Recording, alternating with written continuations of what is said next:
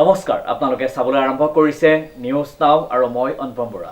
দেৰগাঁও চহৰস্থিত এখনি আগশাৰী অগ্ৰণী শিক্ষানুষ্ঠান শংকৰদেৱ শিশু নিকেতনৰ গৌৰৱোজ্জ্বল ২৭তম প্ৰতিষ্ঠা দিৱসটি দিনজোৰা কাৰ্যসূচীৰে উলহ মালহেৰে উদযাপন কৰা হয়। নিউজ নাওৰ এক বিশেষ প্ৰতিবেদন। দেৰগাঁও চহৰস্থিত এখনি আগশাৰীৰ অগ্ৰণী শিক্ষানুষ্ঠান শংকৰদেৱ শিশু নিকেতনৰ গৌৰৱোজ্জ্বল ২৭তম প্ৰতিষ্ঠা দিৱসটি দিনজোৰা কাৰ্যসূচীৰে উলহ মালহেৰে উদযাপন কৰা হয়। উল্লেখযোগ্য যে যোৰহাট জিলাৰ দেৰগাঁও ৰাজচক্ৰৰ অন্তৰ্গত শংকৰদেৱ শিশু নিকেতন দেৰগাঁৱে গত ইংৰাজী ২৩ জানুৱাৰী তাৰিখে গৌৰৱোজ্জ্বল ২৭তম প্ৰতিষ্ঠা দিৱস মহা ধুমধামেৰে উদযাপন কৰে। এই উপলক্ষে পুৱা ৯ বজাত পতাকা উত্তোলন আৰু স্মৃতি তৰ্পণ কৰে। ক্ৰমান্বয়ে উক্ত বিদ্যালয়ৰ প্ৰধান আচাৰ্য দীপক গোস্বামীয়ে আৰু উক্ত বিদ্যালয়ৰ পৰিচালনা সমিতিৰ প্ৰাক্তন সভাপতি আদিত্য বৰঠাকুৰে। শংকৰদেৱ শিশু নিকেতন দেৰগাঁও ১৯৯৮ চনৰ ২৩ জানুৱাৰী প্ৰতিষ্ঠা হৈছিল। বিদ্যাভাৰতী এটা অখিল ভাৰতীয় শিক্ষা সংস্থানৰ অনুষ্ঠান। এই অনুষ্ঠানে আৰম্ভণিৰ পৰা প্ৰতিষ্ঠা দিৱসটো ২৩ জানুৱাৰীত অনুষ্ঠিত কৰি আহিছে। ইতিমধ্যে ৰূপালী জয়ন্তী বৰ্ষ অতিক্ৰম কৰিলে। ২৭ বছৰ ভৰি দিয়া এটা অনুষ্ঠান, দেৰগাঁৱৰ অগ্ৰণী শিক্ষানুষ্ঠান বুলিয়ে ক'ব পাৰি। ইয়াৰ পৰা প্ৰায় আমাৰ ৪০০ৰ অধিক ছাত্ৰ ছাত্ৰীয়ে SSLC পৰীক্ষা উত্তীৰ্ণ হৈ ওলাই গৈছে। আমাৰ এই অনুষ্ঠানটি সামগ্ৰিকভাৱে দেৰগাঁৱৰ চুকে কোণে যিমান অঞ্চল আছে সকলোখিনি সামৰি আছে, ছাত্ৰ ছাত্ৰীকে আদি কৰি। আজি আমি পুৱা ভাগৰ পৰা কাৰ্যসূচী আৰম্ভ কৰিছোঁ। পুৱা পতাকা উত্তোলন কাৰ্যসূচী, পতাকা উত্তোলন নিকেতনৰ প্ৰধান আচাৰ্যই কৰিছে। স্মৃতি তৰ্পণ এই অনুষ্ঠানত মুখ্য তৰ্পক হিচাপে আছিলে আমাৰ প্ৰাক্তন সভাপতি আদিত্য ঠাকুৰ। ইয়াৰ উপৰিও বাকীখিনিয়ে তৰ্পক হিচাপে তেখেতসকলে অংশগ্ৰহণ কৰিছে। আৰু বন্তি প্ৰজ্বলক হিচাপে উপস্থিত আছিলে আমাৰ নিকেতন পৰিচালনা সমিতিৰ উপসভাপতি, ডেভেলপমেণ্ট অথৰিটিৰ চেয়াৰমেন ৰাজমোহন শৰ্মাদেৱ। তাৰপিছত আমাৰ মঞ্চৰ কাৰ্যসূচী আছিলে। আমাৰ এটা সমৰ্পণ নিধি কাৰ্যসূচী আছে শিক্ষা সমিতি অসমৰ, আজি উদ্বোধন কৰা হ'ল। সমৰ্পণ নিধিৰ উদ্বোধনী কাৰ্যসূচীত উদ্বোধক হিচাপে আছিল প্ৰধান আচাৰ্য দীপক গোস্বামী। আৰু এইটো আমাৰ কাৰ্যসূচী চলি থাকিব সৰস্বতী পূজালৈকে। ইয়াৰ পিছতে আমাৰ এই মঞ্চলে বিশিষ্ট অতিথিসকলক আমন্ত্ৰণ কৰিছিলোঁ। দেৰগাঁও বিশিষ্ট শিক্ষাবিদ যতীন্দ্ৰনাথ নেওগ, আমাৰ কাজিৰঙা ইউনিভাৰ্চিটিৰ ৰসায়ন বিভাগৰ প্ৰবক্তা ডক্টৰ প্ৰশান্ত গৌতম। তাৰপিছত আমাৰ মাজত উপস্থিত আছিলে পৰেশ শৰ্মা, বিশিষ্ট সমাজকৰ্মী আদিকে কৰি আমাৰ বিশিষ্ট অতিথিসকল উপস্থিত আছিল। আমাৰ অনুষ্ঠানৰ আজি বিশেষ আকৰ্ষণ আছিলে যে এজন কৃতি ছাত্ৰ, এই কৃতি ছাত্ৰ টিনাশ্ৰী বৰুৱা। এই ছাত্ৰীগৰাকী হাইস্কুল শিক্ষান্ত পৰীক্ষাত সৰ্বোচ্চ নম্বৰ পাইছিল। আৰু এই ছাত্ৰীগৰাকীক বিশেষ হিচাপে সম্বৰ্ধনা জনাইছিলে পৰেশ শৰ্মাদেৱ। তেখেত সমাজকৰ্মী, খঙীয়া নিবাসী, তেখেতে সম্বৰ্ধনা জনাইছিল। লগতে আমাৰ কৃতি শিক্ষক এজনৰ সম্বৰ্ধনা আমি প্ৰতি বছৰে জনাই আহিছোঁ।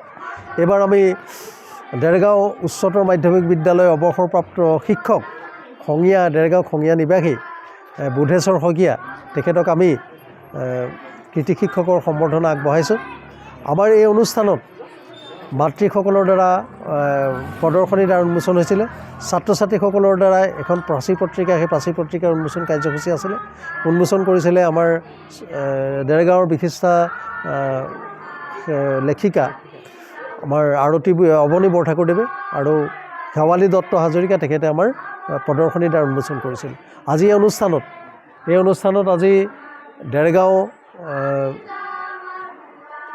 দেৰগাঁও নগৰ ৰাষ্ট্ৰীয় স্বয়ংসেৱক সংঘৰ সদস্যসকলৰ সহযোগিতা আছে। ইয়াৰ উপৰিও আমাৰ হিন্দু জাগৰণ মঞ্চ গোলাঘাট জিলাৰ সংযোজক আমাৰ শ্ৰদ্ধাৰ শ্যামভদ্ৰ শইকীয়া, তেখেত আমাৰ মাজত উপস্থিত আছে। তাৰপিছত আমাৰ মাজত উপস্থিত আছিলে গোলাঘাট জিলাৰ প্ৰদীপ চৰকাৰ, তেখেত আমাৰ মাজত উপস্থিত আছে, যথেষ্ট সহায় সহযোগিতা কৰিছে। পৰিচালনা সমিতিয়ে সহায় সহযোগিতাৰে আজি অনুষ্ঠানটো সহযোগিতা আগবঢ়াইছে। অনুষ্ঠান বৰ্তমান চলি আছে ছাত্ৰ ছাত্ৰীসকলৰ সাংস্কৃতিক কাৰ্যসূচী। ধন্যবাদ। সাম্প্ৰতিক সময়ত দেৰগাঁও শংকৰদেৱ শিশু নিকেতনে অসমৰ শিক্ষা জগতলৈ তথা ছাত্ৰ ছাত্ৰীসকলৰ জীৱন গঢ়াৰ ক্ষেত্ৰত তথা মানৱ সম্পদ গঢ়াৰ ক্ষেত্ৰত কেনেধৰণে অৱদান আছে?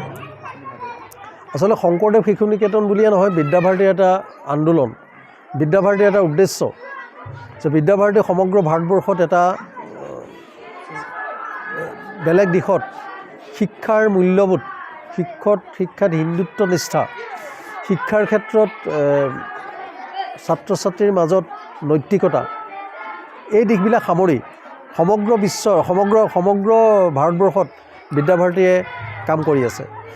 শংকৰদেৱ শিশু নিকেতন অসমত শংকৰদেৱ শিশু নিকেতন নামাকৰণ হৈছে। আমিও সেই প্ৰচেষ্টাত কাম কৰি আছোঁ। শিশু শিক্ষা সমিতি অসমৰ আণ্ডাৰত 520খন আমাৰ নিকেতন আছে। সেই নিকেতনসমূহে কাম কৰি আছে। আপোনালোকে জনাবলৈ মই সুখী হৈছোঁ যে উত্তৰ পূৰ্বাঞ্চলত এটা ডাঙৰ অনুষ্ঠান আমাৰ সৰুসজাই ষ্টেডিয়ামত অহা 29, 30 আৰু 31 তিনিদিনীয়া কাৰ্যসূচীৰে, যাক কোৱা হয় সমুৎকৰ মহাশিবিৰ, চলি আছে। আৰু এই অনুষ্ঠানত বিদ্যাভাৰতীৰ সকলোখিনি দিশ প্ৰদৰ্শন হ'ব উত্তৰ পূৰ্বাঞ্চলত।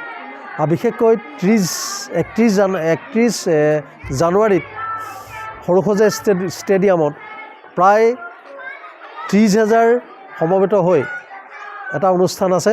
তাত বিশিষ্ট অতিথি হিচাপে আছে অসমৰ মুখ্যমন্ত্ৰী মাননীয় মুখ্যমন্ত্ৰী হিমন্ত বিশ্ব শৰ্মা। ইয়াৰ উপৰিও নৰ্থ ইষ্টৰ প্ৰতিখন ৰাজ্যপাল আৰু প্ৰতিখন ৰাজ্যৰ মুখ্যমন্ত্ৰী উপস্থিত থাকিব। সেই অনুষ্ঠানত আমাৰ ছাত্ৰ ছাত্ৰীয়ে অংশগ্ৰহণ কৰিব। তাত একেলগে 5,000 ঘোষ বেণ্ড পৰিৱেশন কৰিব। যোগ ব্যায়াম প্ৰদৰ্শন হ'ব। প্ৰাক্তন ছাত্ৰ সন্মিলন আছে, মাতৃ সন্মিলন আছে ইত্যাদি কাৰ্যসূচী। গতিকে বিদ্যাভাৰতী এটা বেলেগ ধৰণে কাম কৰি আছে। আৰু যিটো ৰাষ্ট্ৰীয় শিক্ষানীতি, এই ৰাষ্ট্ৰীয় NEPৰ ওপৰত বিদ্যাভাৰতীয়ে যথেষ্টখিনি কাম আগবঢ়াইছে। আমাৰ শিশু বাটিকা প্ৰক্ৰিয়াটো ৰাষ্ট্ৰীয় শিক্ষানীতি বিদ্যাভাৰতী শিক্ষানীতিটোৱে লৈছে। গতিকে আমি অতি সুখী যে শংকৰদেৱ শিশু নিকেতনৰ আদৰ্শক, শংকৰদেৱ শিশু নিকেতনৰ শিক্ষা ব্যৱস্থাক চৰকাৰে গ্ৰহণ কৰিছে। নিকেতন পৰিচালনা সমিতিৰ বৰ্তমানৰ সভাপতি যতীন্দ্ৰনাথ নেওগে বন্তি প্ৰজ্বলন আৰু বন্দনা কৰাৰ পিছত 10 বজাত নিকেতনৰ ছাত্ৰ ছাত্ৰীসকলৰ দ্বাৰা যোগ ব্যায়াম প্ৰদৰ্শন, 10:30 বজাত বিশিষ্ট লেখিকা অৱনী বৰঠাকুৰৰ দ্বাৰা প্ৰাচীৰ পত্ৰিকা উন্মোচন, 10:40 মাতৃভাৰতীৰ প্ৰাক্তন সভানেত্ৰী শেৱালী দত্ত হাজৰিকাৰ দ্বাৰা প্ৰদৰ্শনী দ্বাৰ উন্মোচন, 11 বজাত প্ৰধান আচাৰ্যৰ আদৰণি ভাষণ প্ৰদান আৰু 11:15 কৃতি শিক্ষক আৰু কৃতি ছাত্ৰ ছাত্ৰীক সম্বৰ্ধনা জ্ঞাপন কৰা হয়। অনুষ্ঠানৰ অন্যতম আকৰ্ষণীয় দলীয় সাংস্কৃতিক কাৰ্যক্ৰম ৰূপায়ণ কৰা হয় নিকেতনৰ ছাত্ৰ ছাত্ৰীসকলৰ দ্বাৰা। দুপৰীয়া 12 বজাত আৰু বিয়লি 4 বজাত নিকেতনৰ সপ্তাহৰ বঁটা প্ৰদান কাৰ্যসূচী অনুষ্ঠিত হয় আৰু শেষৰ কাৰ্যসূচীত কল্যাণ মন্ত্ৰৰে অনুষ্ঠানটিৰ সামৰণি পৰে। বাইদেউ, আজি দেৰগাঁও শংকৰদেৱ শিশু নিকেতনৰ আয়োজন কৰা প্ৰতিষ্ঠা দিৱসলৈ আপুনি আহিলে। আপুনি দেৰগাঁৱৰ তথা অসমৰ বিশিষ্ট সাহিত্যিক, আৰু আপুনি আজি ইয়াত এই প্ৰাচীৰ পত্ৰিকা উন্মোচন কৰিলে। সামগ্ৰিক কথাটো কওকচোন। নমস্কাৰ। দেৰগাঁও শিশু নিকেতন, এই শিশু নিকেতনৰ লগত মই আজি প্ৰায় 3 বছৰৰ পৰা জড়িত হৈ আছোঁ। এই বিদ্যালয়খনৰ আহি ইয়াৰ যিটো পৰিৱেশ, যিটো আধ্যাত্মিক পৰিৱেশ, সঁচাকৈ প্ৰশংসনীয়। ছাত্ৰ ছাত্ৰীসকলৰ শাৰীৰিক, মানসিক আৰু নৈতিক এই তিনিওটা দিশতে ছাত্ৰ ছাত্ৰীসকলৰ যথেষ্ট মানদণ্ড উন্নত। আজি এই প্ৰতিষ্ঠা দিৱসত মোক প্ৰাচীৰ পত্ৰিকা উন্মোচনৰ কাৰণে নিমন্ত্ৰণ দিছিল আৰু সেইমৰ্মে মই আহি আজি প্ৰাচীৰ পত্ৰিকা উন্মোচন কৰিছোঁ। এখন বিদ্যালয়ৰ সৰ্বাংগীন উন্নতিৰ দিশত হাতে লিখা আলোচনী আৰু প্ৰাচীৰ পত্ৰিকাৰ গুৰুত্ব সৰ্বাধিক। আমি জানো যে এই প্ৰাচীৰ পত্ৰিকাৰ যোগেদি উঠি অহা যিবিলাক প্ৰজন্ম, সেই প্ৰজন্মবিলাকে নিজৰ মনন সৃষ্টিশীল মনেৰে তেওঁলোকে কবিতা, গল্প, সাঁথৰ, মহৎ লোকৰ বাণী এইবিলাক তেওঁলোকে এই প্ৰাচীৰ পত্ৰিকাত সন্নিৱিষ্ট কৰে আৰু এই যিবিলাক বস্তু সন্নিৱিষ্ট কৰে সেইটোৰ যোগেদি অকল পাঠ্যক্ৰমৰ উপৰিও তেওঁলোকৰ যিটো মানসিক উৎকৰ্ষ, সেই মানসিক উৎকৰ্ষ সাধন হয়। আৰু সেই বিষয়ে মই এটা কথা কৈছিলোঁ যে আমাৰ দেৰগাঁৱৰে সুসন্তান প্ৰসন্ন কুমাৰ ফুকনে, তেওঁ প্ৰায় 400 পৃষ্ঠা জোৰা এখন সংবাদপত্ৰ তেওঁ উলিয়াইছিল, যিখন সংবাদপত্ৰৰ যোগেদি তেখেতৰ যদিও মৃত্যু হ'ল, তেখেতৰ নাম চুকে কোণে বিয়পি আছে। তেখেতে কি কৰিছিল, বিদ্যালয়সমূহত যিবিলাক হাতে লিখা আলোচনী, মুখপত্ৰ, বা কলেজবিলাকত যিবিলাক মুখপত্ৰ ওলায় তেখেতে সেই মুখপত্ৰবিলাক তেওঁৰ যিখন সংবাদপত্ৰ যিখন কিতাপ লিখিছিল এই কিতাপখনত সন্নিৱিষ্ট কৰা আছে আৰু যাৰ ফলত আজি আমাৰ দেৰগাঁও শাখাৰ যিটো অধিৱেশন হৈছিলে শতবৰ্ষ অনুষ্ঠান এই শতবৰ্ষ অনুষ্ঠানত এই প্ৰসন্ন কুমাৰ ফুকনৰ ওপৰত আকৌ নতুনকৈ এখন গ্ৰন্থ উলিওৱা হৈছিল আৰু যিখন গ্ৰন্থই আজি অকল দেৰগাঁৱৰে নহয় গোটেই সমগ্ৰ অসমতে তেওঁৰ নাম বিয়পি গৈছে আজিও তেওঁ মৰিও অমৰ গতিকে এই হাতে লিখা আলোচনী আৰু পাচি পত্ৰিকাৰ গুৰুত্বটো অধিক বুলি মই ছাত্ৰ ছাত্ৰীসকলক জনাইছোঁ তোমালোকে যিমান পাৰা অকল পাঠ্যক্ৰমৰ উপৰিও তোমালোকৰ কবিতাই হওক গল্পই হওক সাঁতৰে হওক মহৎলোকৰ বাণী এইবিলাক তোমালোকে পাচি পত্ৰিকাত লিখিবা ইয়াকে কৈ মই সামৰণি মাৰিম। দেৰগাঁৱৰ পৰা নৱজ্যোতি ভৰালীৰ ৰিপৰ্ট নিউজ নাও।